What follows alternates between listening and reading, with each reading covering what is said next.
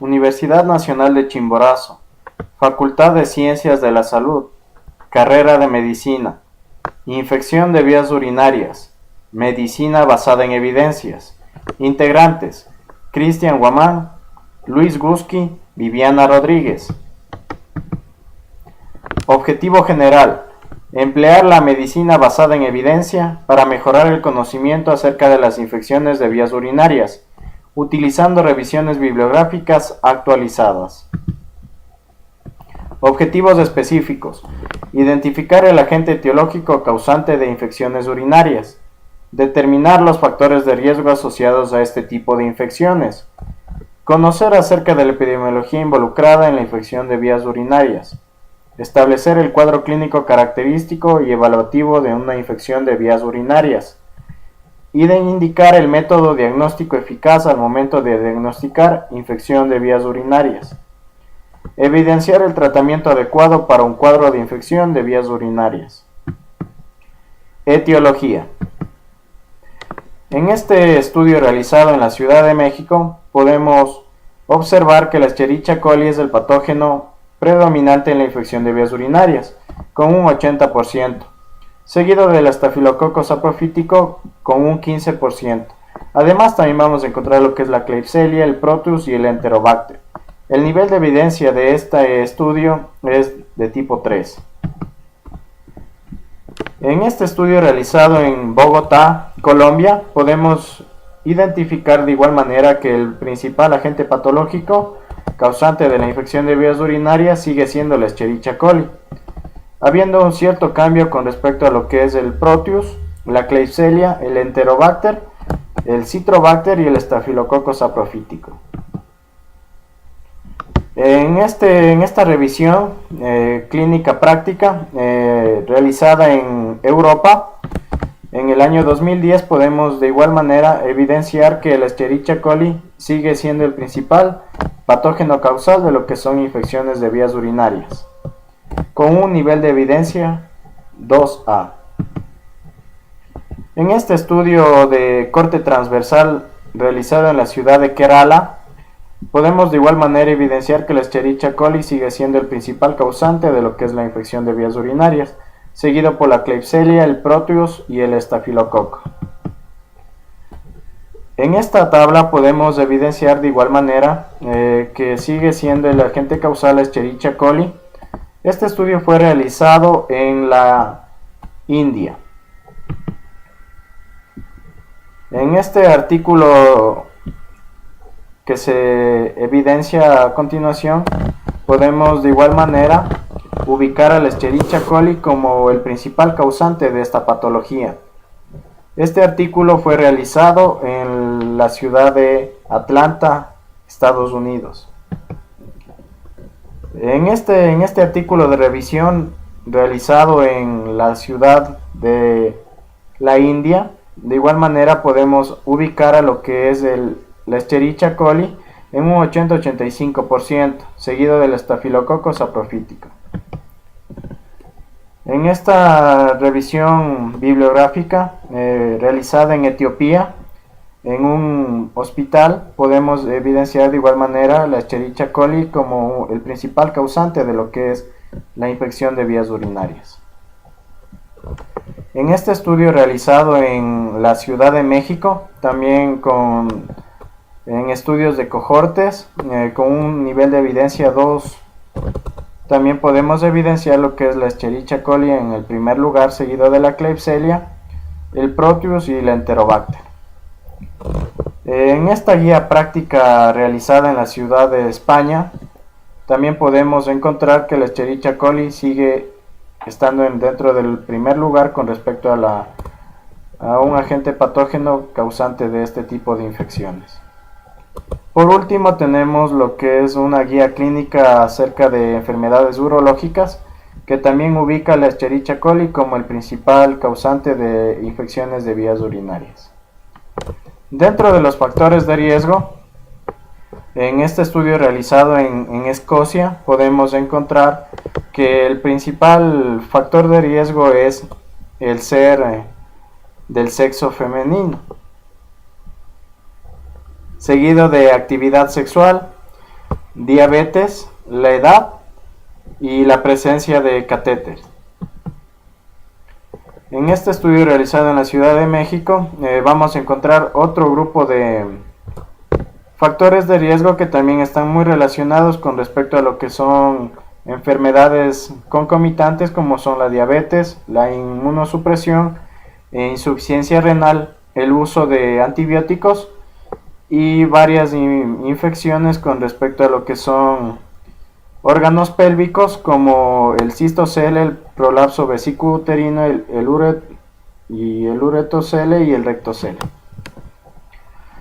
De igual forma, en este estudio realizado en la ciudad de Bogotá, Colombia, también encontramos que existen otro tipo de factores de riesgo, como es el sobrepeso, la hipertensión arterial, alteraciones de las vías urinarias, diabetes mellitus tipo 2 e insuficiencia renal crónica. Con respecto a esta guía clínica práctica utilizada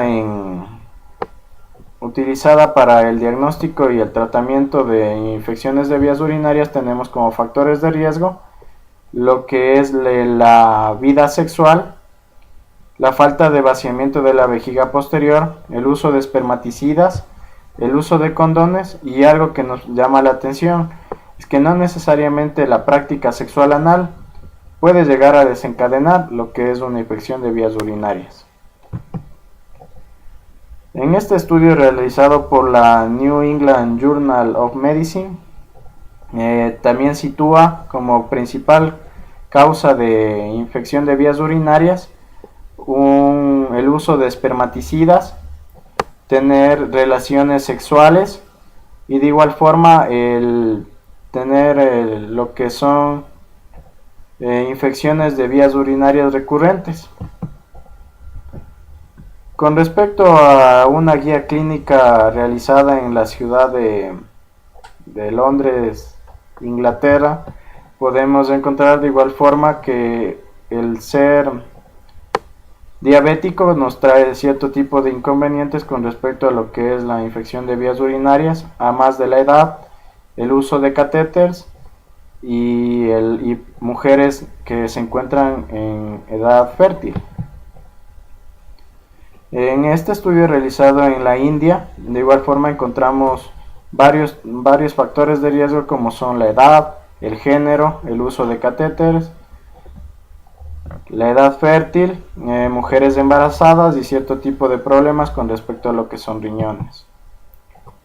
En este estudio realizado en Etiopía, de igual forma, sitúa con respecto a lo que es el principal factor de riesgo, el sexo femenino, historias previas de infecciones, la diabetes y la edad. Por último, encontramos que en este cuadro nos menciona que existen cierto tipo de problemas con el uso de catéteres, el embarazo, problemas en los riñones y la diabetes. En cuanto a la epidemiología, en un estudio realizado en México con un nivel de evidencia 3, se reportó en el 2010 que las infecciones de vías urinarias ocupan el tercer sitio dentro de las principales causas de mortalidad. Durante el embarazo es la causa más frecuente de complicaciones perinatales séricas y es la tercera causa de sepsis neonatal, reportándose 1.204.032 casos en adultos de 25 a 44 años de edad, con una tasa de incidencia de 3.000 por cada 100.000 habitantes. En un estudio realizado en Estados Unidos se puede evidenciar que las infecciones de vías urinarias son responsables de más de 7 millones de visitas médicas al año, predominando la consulta sea esta por cistitis. En un estudio realizado en Argentina con un nivel de evidencia 2A, las infecciones de vías urinarias en mujeres son motivo frecuente de consulta en aproximadamente el 25 al 35% de entre 20 a 40 años que han tenido por lo menos un episodio de infección de vías urinarias durante su vida. También se reporta de que En el primer mes de vida, las mujeres y los hombres tienen el riesgo similar de desarrollar infecciones de vías urinarias, comenzando a notarse diferencias en ambos sexos a partir de los 16 y 35 años de edad, donde las mujeres van a adquirir el 40% más de desarrollo de infecciones de vías urinarias. Con un estudio de metaanálisis, la prevalencia de infecciones de vías urinarias según la edad y sexo se va a dar en menores de 19 años, con casos reportados de 23.358 casos. En pacientes hospitalizados va a darse una prevalencia de 100.62 y el 73% de los casos tuvieron su primer episodio antes de los 7 meses en un estudio realizado en Australia en el año 2011.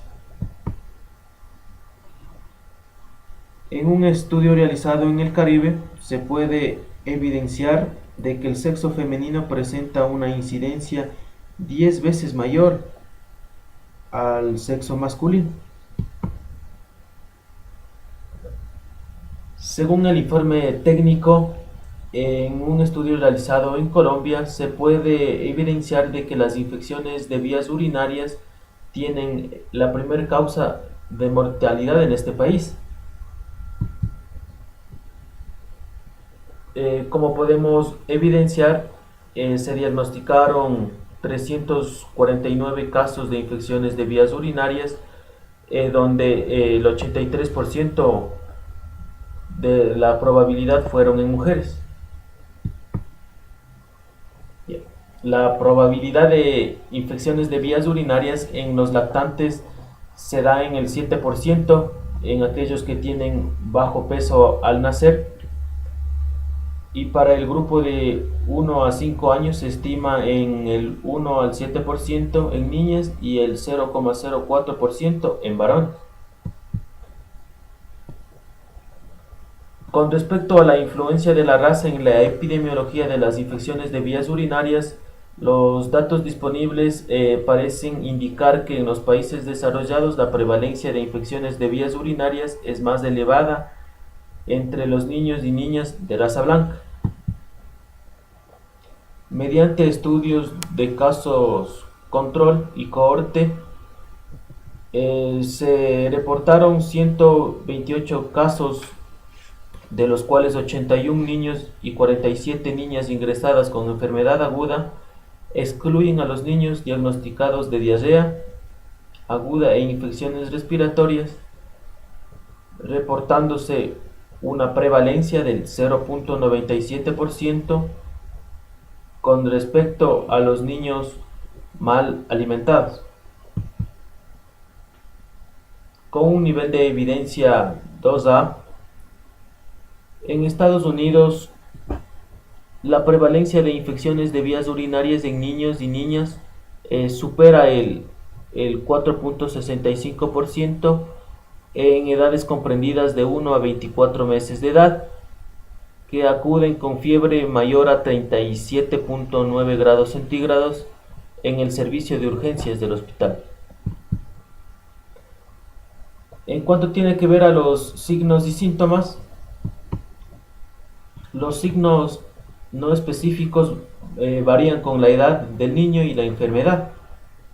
Así podemos evidenciar de que en las primeras semanas de vida el 13.6% de los pacientes presentan fiebre, rara vez de presentación de un shock séptico. Los signos de una infección de vías urinarias pueden ser imprecisos en los niños pequeños, pero más adelante, cuando son mayores de 2 años, pueden aparecer micción frecuente, disuria y dolor, según la guía clínica médica en un estudio realizado en Bogotá. Los signos y síntomas que conforman el cuadro clínico de infección de vías urinarias fueron disuria en el 45% de los casos, polaquiuria en el 34% de los casos, dolor abdominal en el 29% de los casos, lumbalgia en el 19%, fiebre en el 11%, escalofríos en un 10%, tenesmo vesical en el 7%, urgencia urinaria 7%, cefalea 6%, hematuria 5%, náusea 4%, orina olorosa el 3%, nicturia el 3%, vómito el 3% y otros tales como son traumatismo por sonda vesical, incontinencia urinaria, edemas en genitales externos adquieren el 4%. Según la guía clínica de atención de infección de vías urinarias, realizan un algoritmo en donde los datos clínicos indispensables para pensar en una infección de vías urinarias son disuria, poliaquiuria, urgencia urinaria, necesidad para la clasificación de variedad clínica.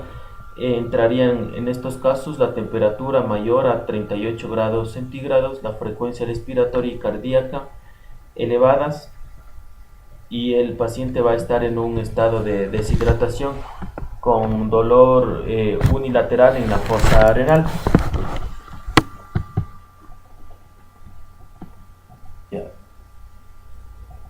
Para el diagnóstico basado en los datos clínicos, la probabilidad del 70 al 80% para la infección de vías urinarias va a ser la disuria, con la probabilidad del 25%.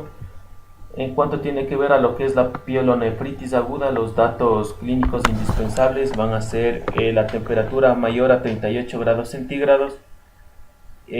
Como signo de respuesta inflamatoria va a haber taquicardia, taquipnia o deshidratación, evidenciándose un estudio de evidencia 3C. En un estudio realizado en Bogotá, de la Sociedad Colombiana de Urología, nos reporta que especialmente en menores de 3 años los signos y síntomas son muy inespecíficos y pueden no aparecer en todos los casos, encontrándose una gama muy variada de ellos como irritabilidad, vómito, diarrea, mal aspecto, mal estado general. La presencia de síntomas específicos referidos al sistema urinario son los mencionados anteriormente, como son la disuria, la poliaquiuria, urgencia, dolor lumbar. En un estudio realizado en México, se estima que el primer nivel de atención de la probabilidad de bacteriuria en mujeres adultas se van a encontrar los síntomas como son disuria, poliaquiuria, urgencia miccional, siendo la disuria la que va a adquirir una probabilidad del 25% como signo más frecuente.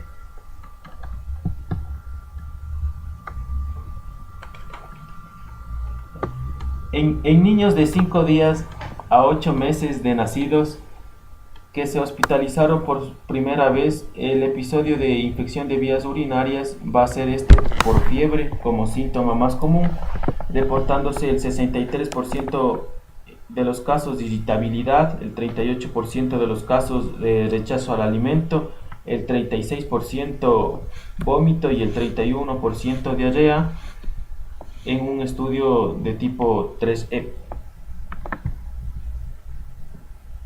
Además, se consideran niños de bajo riesgo para el desarrollo de complicaciones secundarias a IBU, como son aquellos niños que tienen temperaturas de 38 grados centígrados sin dolor, no van a tener una hidratación normal, estudio tipo C.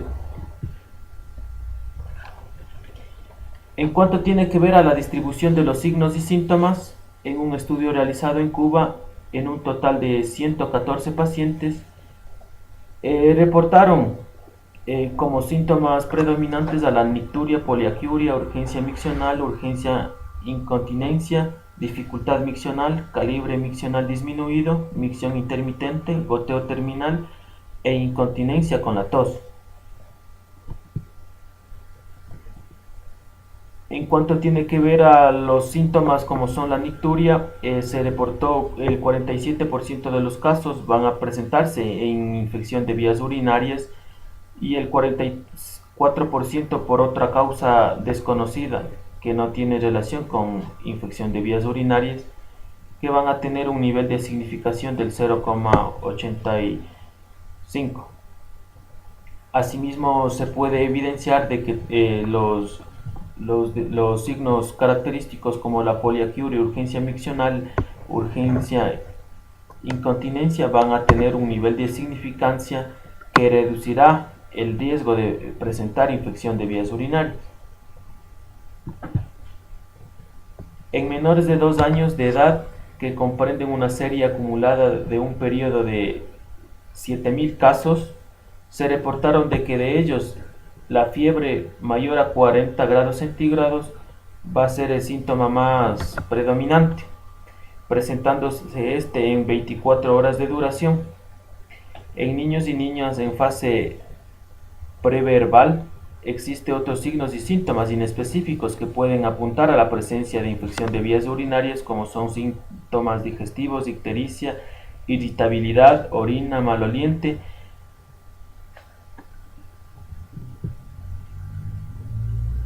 En mayores de 24 meses de edad, que comprenden una serie acumulada de más de 1.000 niños y niñas analizados procedentes de 4 estudios prospectivos, presentaron el dolor abdominal como un síntoma específico, acompañado de los pródromos mencionados anteriormente, como son disuria, poliaquiuria y hambre.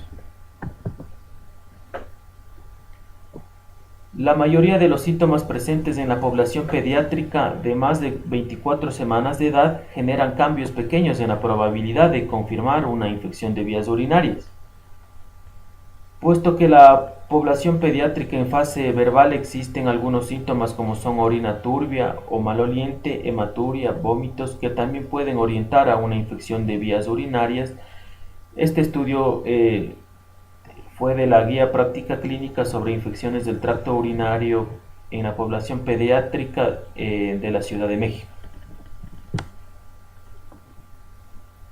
La uretritis usualmente es una condición de la actividad sexual y por ende en la adolescencia en adelante va a ser causa de infección de vías urinarias. La cistitis es una patología predominante en preescolares y escolares y en mujeres adultas.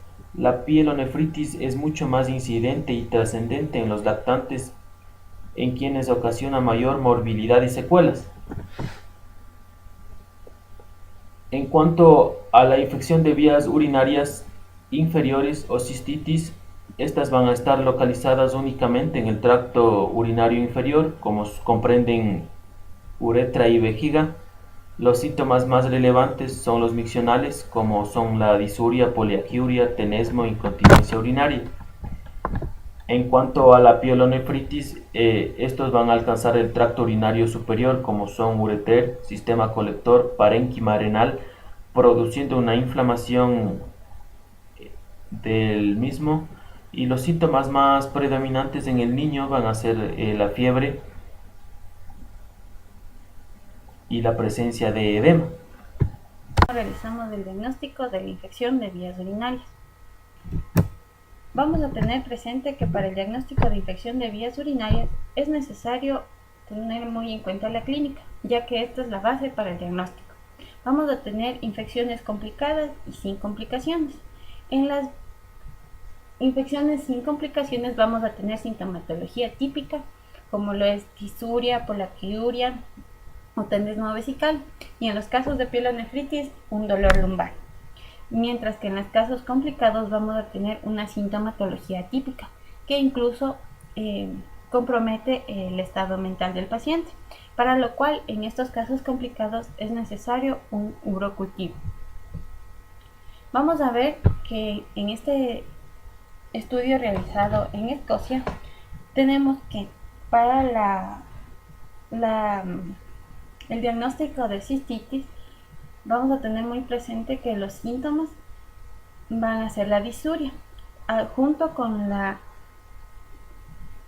alteración de la frecuencia miccional. Todo esto junto con bacteriuria sintomática.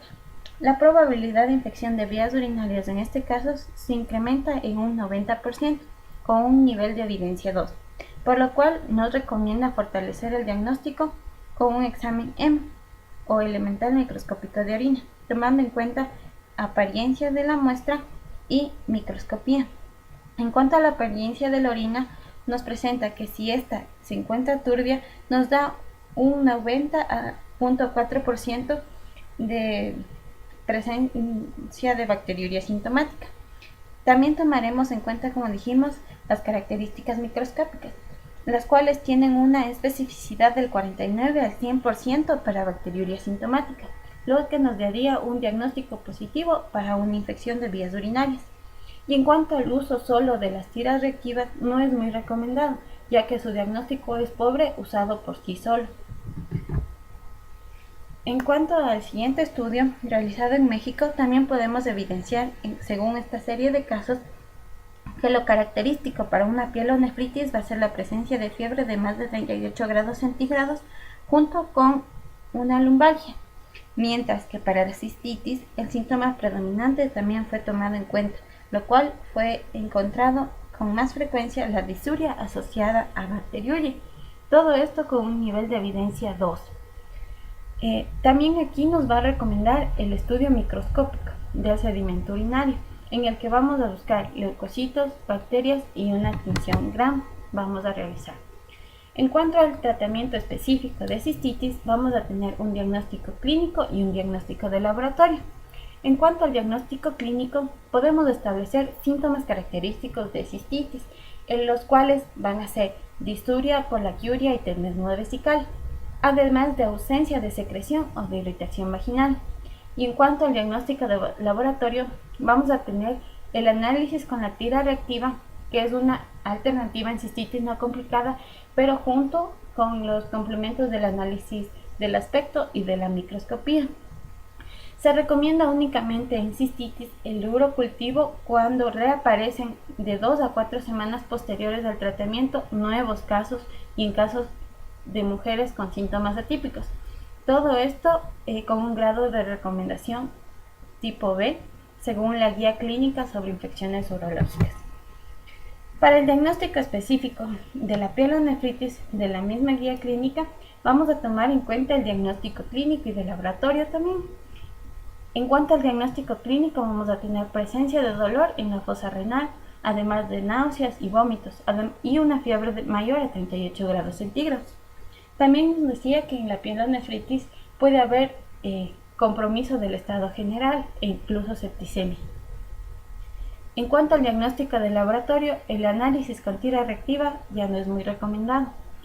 En este va a ser muy específico el urocultivo y con un recuento adecuado de las colonias de uropatógenos, que van a ser indicativos de bacteriuria sintomática de importancia clínica en la pielonefritis. Según el consenso de intersociedades para el manejo de la infección del tracto urinario, nos muestra que también coinciden los síntomas para un diagnóstico de pielonefritis, como lo son el dolor lumbar, en el ángulo costovertebral, dolor abdominal y náuseas. Según la guía, según el artículo que nos dice sobre el diagnóstico y tratamiento de las infecciones, nos muestra también que este se va a hacer en base al cuadro clínico, evidenciando una concordancia entre todas las revisiones, para lo cual entonces vamos a tomar en cuenta que en la disuria va a estar presente en la cistitis y para la pielonefritis vamos a tomar en cuenta la fiebre y la lumbalgia. En cuanto al tratamiento, debido a que la E. coli es el agente etiológico más frecuente de infecciones urinarias, se han realizado estudios de sensibilidad para este agente, teniendo entre los primeros la cefuroxima, el cefotín y la ceftriaxona. Además, en nuestro medio también usamos la nitrofurantoína con un 93% de efectividad y también es muy usado el trimethoprim con un 58% de efectividad. Tenemos en último lugar a la ampicilina con un 43% de sensibilidad. Vamos a ver en el artículo en el siguiente artículo también cómo nos va nombrando en secuencia de sensibilidad, teniendo como 94% en orden de sensibilidad a la amicacina, seguido de la nitrofurantoína, y coincide en último lugar la ampicilina entre estos dos estudios. En cuanto a la posología recomendada de antimicrobianos para infección de vías urinarias no complicadas, en nuestro medio va a ser más común por su sensibilidad el trimethoprim sulfametoxazol en dosis de 160 a 800 miligramos cada 12 horas, con un nivel de evidencia 1A, que para los casos de cistitis será en promedio de 3 a 5 días. El tratamiento para la cistitis. De acuerdo a la New England Journal of Medicine, tenemos la primera línea de elección para la cistitis está entre el trimethoprim con una eficacia de entre el 90 y el 100%, a dosis de 160 y 800 miligramos 2 veces al día por 3 días. Esto va a tener una similar eficacia al usar el trimethoprim solo, a dosis de 100 miligramos 2 veces al día por 3 días. También vamos a tener el uso de la nitrofurantoína con una eficacia del 84 al 95%. Esta vamos a administrarla en dosis de 100 miligramos 2 veces al día por 5 días. Y en cuanto a la segunda línea de elección, para el tratamiento de cistitis tenemos las fluoroquinolonas, entre ellas la más común, la ciprofloxacina, que será dada en dosis de 250 miligramos 2 veces al día por 3 días, cuya eficacia varía de entre el 85 y el 98%. Y en cuanto a los beta-lactámicos, tenemos que los daremos entre un promedio de 3 a 7 días, con una eficacia del 89%. Como vemos aquí, también en esta guía clínica nos presenta el cotrimoxazol o el trimethoprim sulfametoxazol a la misma dosis durante 3 días o el trimethoprim solo durante 5 días, con un grado de recomendación B, formando parte aquí también de la primera línea de elección para el tratamiento de cistitis. Aquí también entra la segunda línea de elección y nos presenta, al igual que el anterior, el ciprofloxacino, a misma dosis, 250 miligramos 2 veces al día. Y esto con un grado de recomendación B. En cuanto a la guía clínica para la atención de infección de vías urinarias, vamos a tener la misma línea de elección, el trimethoprim, primera línea de elección, en un promedio de 3 a 7 días de tratamiento a dosis de 160 a 800 miligramos 2 veces al día. Y como de segunda elección, aquí vemos una variedad, la nitrofurantoína, que anteriormente estaba como de primera elección, aquí vamos a encontrarla como un medicamento de segunda elección, según esta guía clínica, a dosis de 100 miligramos 2 veces al día por 7 días. Y la ciprofloxacina, como ya la vimos anteriormente, a la misma dosis. Todo esto con un grado de recomendación 1A. Aquí podemos ver más antibióticos que podemos usar en los casos de cistitis. Tenemos la nitrofurantoína, el trimethoprim o el trimethoprim sulfametoxazol, la fosfomicina, las fluoroquinolonas, los beta-lactámicos, todos estos con un grado de evidencia A, y los beta-lactamasas con grado de evidencia B. En cuanto al tratamiento de pielonefritis, vamos a tener, si una pielonefritis es leve, podemos tratar al paciente extrahospitalariamente, según la New England Journal, para lo cual el tratamiento de elección va a ser las fluoroquinolonas, en dosis variadas de entre 7 a 14 días. Vamos a tener aquí que el de elección es del ciprofloxacino, de 500 miligramos 2 veces al día por 7 días, cuya efectividad varía del 96% a los 7 días y del 86% por 5 días. En cuanto al trimethoprim sulfametoxazol, vamos a darlos por 14 días con una eficacia del 83% en comparación con el ciprofloxacino. Y en cuanto a los beta-lactámicos, vamos a tener que esto nos refiere una eficacia aún menor que el trimethoprim en los casos de pielonefritis. En los casos leves y moderados de pielonefritis aguda no complicada, suele ser el tratamiento oral, como nombramos anteriormente, en un promedio de 10 a 14 días, para lo cual en esta guía clínica también nos recomienda el uso de ciprofloxacino o cualquier fluoroquinolona. Tenemos como de tercera elección la cefodoxima. En los casos graves de pielonefritis aguda, vamos a tener que el tratamiento va a ser intrahospitalario y mediante vía parenteral, para lo cual vamos a tener las fluoroquinolonas, la de elección, la ciprofloxacina de 200 miligramos 2 veces al día. Cuando vemos recuperación posterior a la administración de medicación intravenosa, podemos cambiar el tratamiento a vía oral hasta que se complete en un promedio de 14 días. Entre los medicamentos de elección al tratamiento vía oral post tratamiento endovenoso tenemos el ciprofloxacino en dosis de entre 500 y 400 miligramos 2 veces al día por 14 días, y el de segunda elección el trimethoprim sulfametoxazol durante 14 días. Vamos a ver que también vamos a encontrar mucha resistencia antibiótica en nuestro medio, para lo cual se han realizado estudios en los que comparamos dos de ellos, en el que muestra más resistencia antibiótica la ampicilina en el estudio, y en el siguiente estudio realizado en Bogotá también nos muestra mayor resistencia de la ampicilina hacia la Escherichia coli.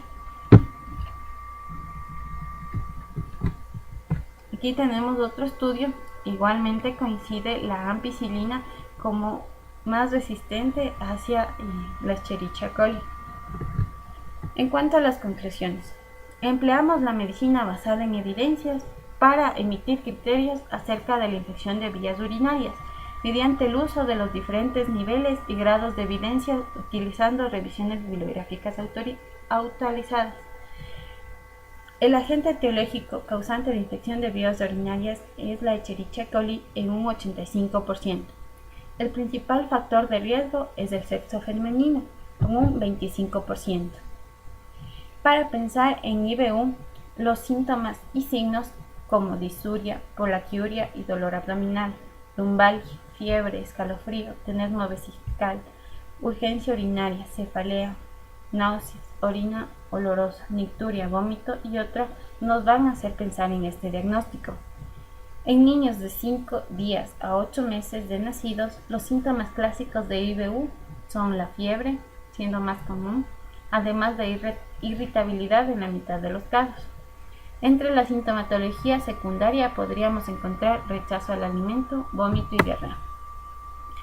Para el diagnóstico de infección de vías urinarias debemos tomar muy en cuenta la clínica, ya que esta es la base para el diagnóstico. Para el diagnóstico de cistitis es necesaria la presencia de disuria principalmente, junto con alteración de la frecuencia miccional. Esto incrementa en un 80-90% la efectividad del diagnóstico y confirmado mediante. Para el diagnóstico de pielonefritis es necesario la presencia de dolor lumbar, náusea, dolor abdominal, vómitos, fiebre mayor de 38 grados centígrados, además de la presencia de bacteriuria sintomática, que sugieren pielonefritis, para lo cual es necesario realizar un urocultivo, el que aumenta la eficacia del diagnóstico en un 95%. El tratamiento de la cistitis se basa en medicación oral en un promedio de 3 a 5 días, siendo el medicamento de primera elección el trimethoprim sulfametoxazol a dosis de 160 a 800 miligramos 2 veces al día durante 3 días, con una efectividad del 90 al 100%. El tratamiento de pielonefritis inicialmente se realiza intrahospitalario con medicación endovenosa, siendo de primera elección las fluoroquinolonas, y tras mejoría antibiótico-terapia vía oral con una duración del tratamiento en promedio de 14 días. En cuanto a las recomendaciones, vamos a tomar siempre en cuenta la presencia de disuria ante un caso de cistitis y la fiebre junto con dolor lumbar para pielonefritis. No realizar urocultivos en casos de cistitis, a menos que se presente recidivas en menos de 2 semanas posteriores al tratamiento. Tratar la pielonefritis intrahospitalariamente inicialmente debido al compromiso sistémico en casos graves. Tomar en cuenta medicamentos más sensibles para el agente etiológico más común, que en nuestro caso es la E. coli. Ante la misma se ha desarrollado una grande resistencia por parte de la ampicilina. Por esta razón, su recomendación no es tan adecuada.